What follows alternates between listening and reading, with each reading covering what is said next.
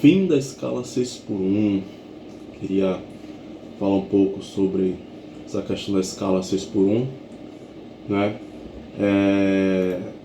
Eu sou um trabalhador. Os modelos de escala com a qual eu trabalhei foram nesse modelo aí 6x1. Eu queria falar um pouco sobre isso, né? Não somente sobre a questão da escala 6x1, mas o porquê de muitas empresas trabalharem com esse modelo de escala 6x1.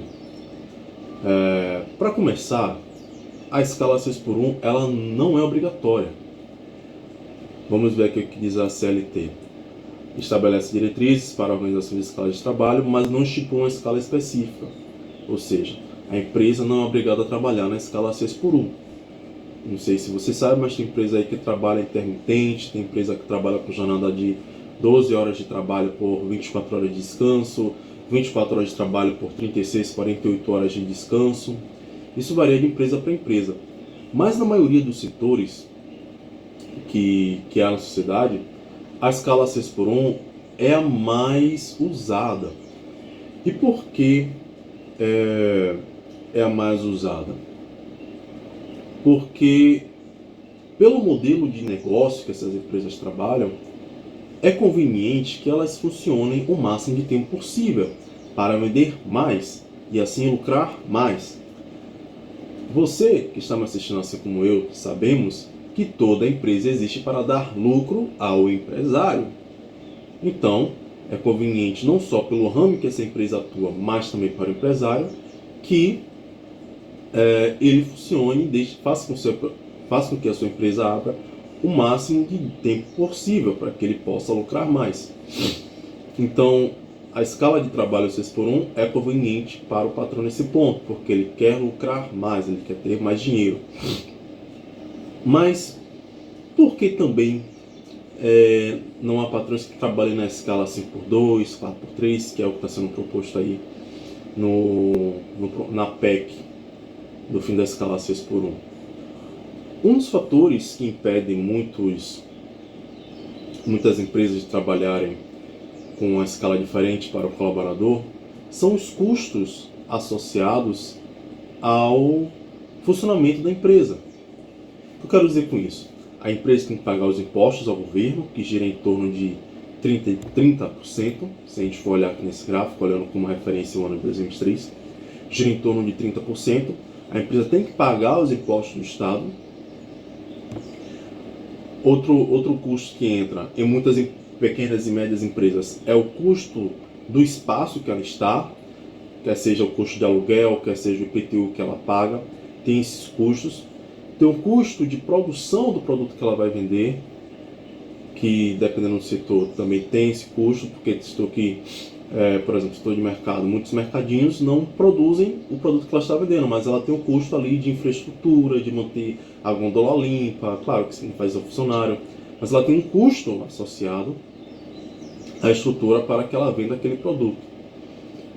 Então, para o empresário, é bom que a empresa trabalhe o máximo de tempo possível para que ele tenha mais lucro, mas também é necessário que ela trabalhe o máximo de tempo possível para que ela pague os custos de funcionamento dela. E como é que isso impacta o trabalhador? Um dos custos da empresa é o trabalhador. A empresa tem que pagar o salário do trabalhador. E um dia que o trabalhador não vai trabalhar, quer seja num descanso semanal remunerado, quer seja num feriado que a empresa não abriu, a empresa tem que pagar esse funcionário por esse dia que ele não está trabalhando. E isso entra nos custos dela. Não é só o dia que ela trabalha, mas também é todo o custo associado àquele trabalhador, que é FGTS, que é o 13º, que são as férias, tudo isso entra no custo. Então, se o funcionário não trabalha, a empresa não deixa de pagar ele, a empresa tem que pagar ele por aquele dia que ela não está trabalhando. Então, quando o funcionário reduz a sua carga horária, vamos dizer, reduz o dia que ele trabalha, ele também reduz o dia que ele está produzindo para a empresa. Se ele não produz para a empresa não vende, e se a empresa não vende, ela não consegue faturar para arcar com os custos de funcionamento dela, com os custos do funcionário e também dá lucro para o empresário. E é isso que muitas pessoas não entendem. A empresa ela existe para dar lucro, para fazer dinheiro. E se não tem pessoas trabalhando nela, ela não faz dinheiro. Se ela não faz dinheiro, ela não dá lucro. Então, para que existe empresa? Correto? Vamos utilizar aqui um exemplo do colaborador. O custo médio do colaborador para a empresa, correto? Além do que ela já paga de funcionário a ele. Claro que tem os modelos de negócio, tem o Simples Nacional e tem empresas de maior porte.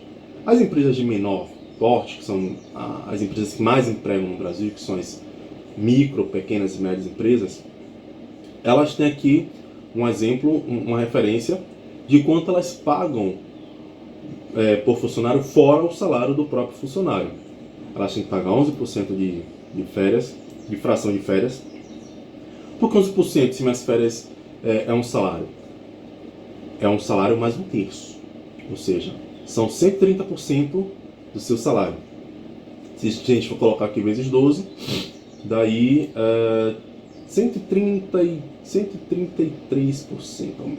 mais ou menos. Porque você recebe as suas férias e recebe mais um terço de suas férias. Quando você sai de férias, quando nós saímos de férias, a gente recebe o nosso salário das férias mais um terço em cima disso. A fração do 13º salário, o FGTS, que a empresa que paga, não é você que paga, porque tem lugares que falam, a empresa tem que descontar o FGTS. Não, a empresa desconta o INSS, que é pago para o Estado. O FGTS é a empresa que paga uma porcentagem do seu salário para o seu fundo de garantia, correto?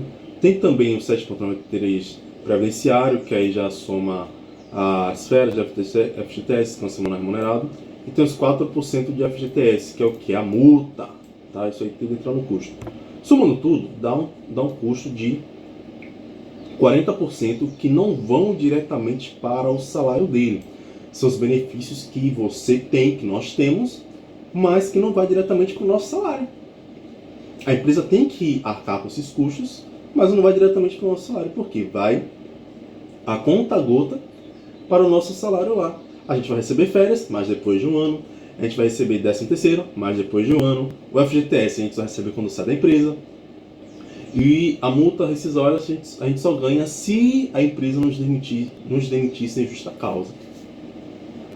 Então o que acontece? Isso também é custo que a empresa tem que pagar. Mesmo se você não estiver lá trabalhando, ela tem que pagar esse custo para você. Vamos colocar aqui um exemplo.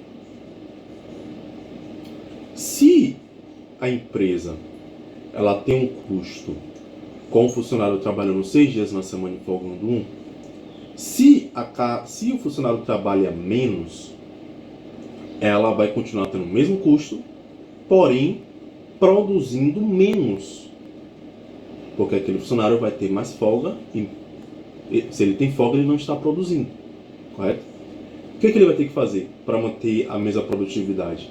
Ou até aumentar ela para cá com os custos? Ele vai ter que contratar mais funcionário.